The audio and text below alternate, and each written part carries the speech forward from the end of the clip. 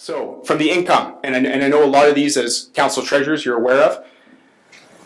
Revenue, so you've got your operating fund contribution and your contingency reserve fund contribution. So every month owners contribute strata fees. Well, some of that goes into your operating fund contribution, which is Sean discussed earlier, is your day-to-day routine regular expenses. The other portion of that, which we'll discuss in more detail on subsequent slides, goes into your contingency reserve fund. And that's kind of like your rainy day fund for non-routine expenditures. So that's included at the top of that slide. Then we've also got these other income categories. So that will range from strata to strata, but that could be, in this case, it was security card revenue, move-in revenue, excuse me, etc. The important part, best practice from a budgeting perspective, don't count on these revenue line items. So I almost always, unless it's some kind of fixed amount, include these as zero.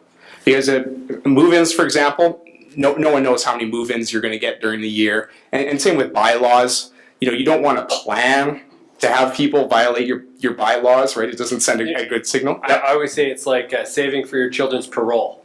There you go. Exactly. You're going to save for the money so to get them out of jail so they can, you got it. Exactly.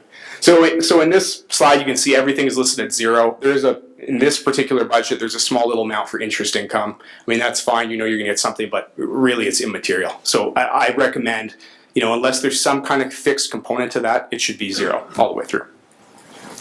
So then expenses, and we kind of touched a little bit about contract expenses, but if I was going through my line item, the first opening part starts with general ones, so that's insurance, legal fees, management fees, general administration costs, and then followed by specifically building and ground expenses.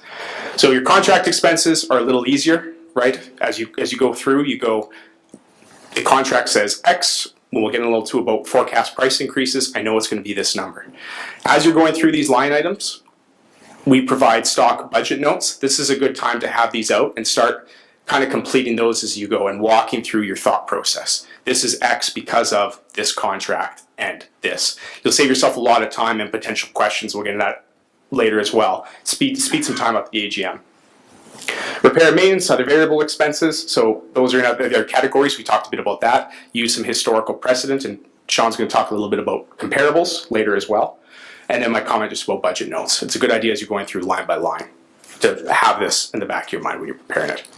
Next slide. So just on budget notes. So in a typical budget scenario, Dylan's team will provide a stock budget notes, but if council wants to provide some specific details, that's your time to do it, is in the budget notes. And it really does take away from those questions at the AGM, or if someone's going to vote via proxy, what they can do is they can better understand what they're voting on. So to give you an example, if you're going to do carpet cleaning and you wanted to note that, we're going to have the carpets in the lobby, the one with pink carpet, we're going to have that done 6 times this year because we noticed that that's a really bad area that needs to get done. If you want to pass on those details, that's where you put it into the budget notes. So when the homeowners are reviewing the budget, they can go through and understand what the thought process, why is carpet cleaning doubled this year? And so it's just a good opportunity to put it in there.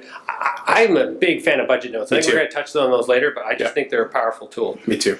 Was it in the last slide with your notes there, or where are the notes? Where's the notes? So, yeah, we're going to go into detail on notes, but what it is that you're going to have, when in the mail out that goes to the homeowners, they're going to have the budget, the proposed budget, and then along with that is going to be 3-4 pages which explains each line item. So it's going to say admin. What is admin?